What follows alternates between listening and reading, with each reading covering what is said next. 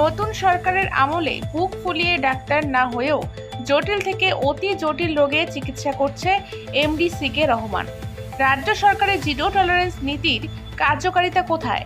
নিউজলাইন নেটওয়ার্কের খবরের জেরে doctor C K Rahman BAMS MD থেকে হয়ে গেলেন এমডি সিকে রহমান DACH, যার রেজিস্ট্রেশন নাম্বার NSNY 125600426 স্বাভাবিকভাবেই প্রশ্ন উঠছে, চিকিৎসা ক্ষেত্রে কি doctor C K Rahman BAMS MD degree থেকেও গুরুত্বপূর্ণ তথ্য লিখেছেন? ডক্টরের জায়গায় MD BAMS MD ডিগ্রির জায়গায় লিখেছেন DACH। অন্ততপক্ষে নিউজলাইন নেটওয়ার্কের সাংবাদিকদের জানা নেই রাতারাতি কিভাবে ডিগ্রি পরিবর্তন হচ্ছে।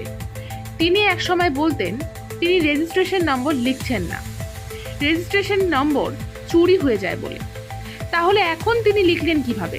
প্রশ্ন উঠছে, BAMS MD এই দুটো ডিগ্রি করতে সময় লাগে 8.5 বছর। এই ডিগ্রি করে তিনি চিকিৎসা করছিলেন তার তথ্য অনুযায়ী। তাহলে DACH ডিগ্রিটি কিভাবে লাভ করলেন? তবে আমরা বিতর্কে যাচ্ছি না, কারণ তিনি যে ডক্টর নন তা তিনি নিজেই প্রমাণ করেছেন। নিউজলাইন নেটওয়ার্কের খবরের পর পরিষ্কার হয়ে গেল তিনি আগে যা প্রচার করতেন তা হয়তো ভুল ছিল। এখন তিনি ডক্টর লিখছেন না, BAMS MD পরিবর্তে DACH লিখছেন। দেখে নেওয়া যাক পূর্বের ও বর্তমানের ডেসক্রিপশন সমেত বিভিন্ন প্রচার।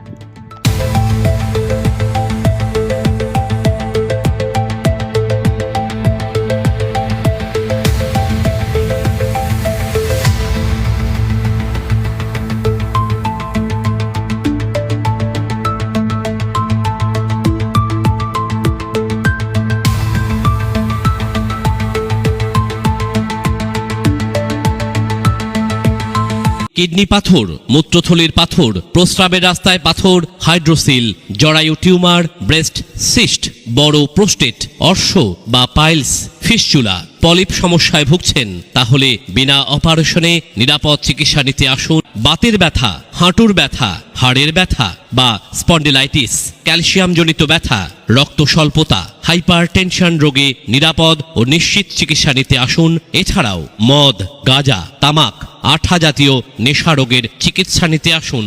রোগী দেখছেন consultant Ayurvedic physician doctor C K Rahman BAMS MD। প্রতি বুধবার ও বৃহস্পতিবার সকাল 11টা থেকে। আমাদের ঠিকানা আয়ুর্বেদা মেডিমার্ট, ধূপগুড়ি মোড়, ফালাকাটা। চিকিৎসা নিতে আসুন। আমাদের এখানে রোগী দেখছেন বিখ্যাত consultant Ayurvedic physician doctor C K Rahman BAMS MD। প্রতি বুধবার ও বৃহস্পতিবার সকাল 11টা থেকে রোগী দেখছেন। আমাদের ঠিকানা আয়ুর্বেদা মেডিমার্ট, ধূপগুড়ি মোড়, ফালাকাটা।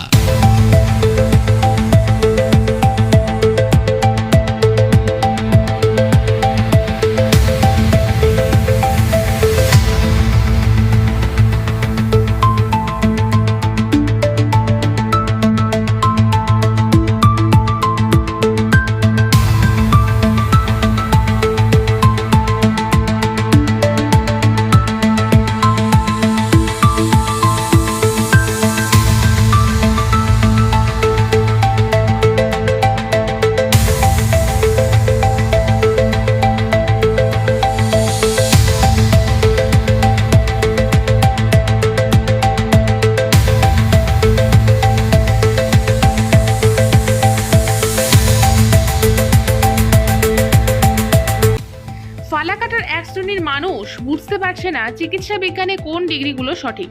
ফালাকাটার বাসিন্দারা প্রশ্ন করছে, আমাদের সাংবাদিককে বলছে আপনাদের খবরের পর ডক্টর সিকে রহমানের ডিগ্রির পরিবর্তন হলো।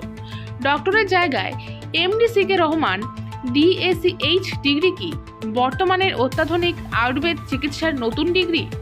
তারা আমাদের সাংবাদিকদের কাছে জানতে চায়, কোনো ব্যক্তির যদি বাড়িতে স্বাভাবিক মৃত্যু হয়, যদি MD সিকে রহমানের কাছ থেকে মেডিকেল সার্টিফিকেট নেওয়া হয়, তখন তার কোনো বৈধতা থাকবে কি?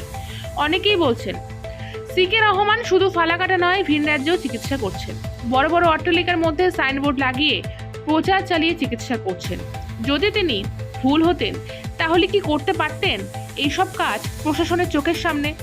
প্রশাসন কি চুপ করে বসে থাকতো? অনেকেই আঙুল তুলছেন আমাদের দিকে। যারা নিউজলাইন নেটওয়ার্কের সাংবাদিকদের কাঠগড়ায় দাঁড় করাতে চাইছেন তাদের উদ্দেশ্যে বলা হচ্ছে, আমরা শুধু সিকে রহমানের বিরুদ্ধে ওঠা অভিযোগ জনসমক্ষে তুলে ধরছি।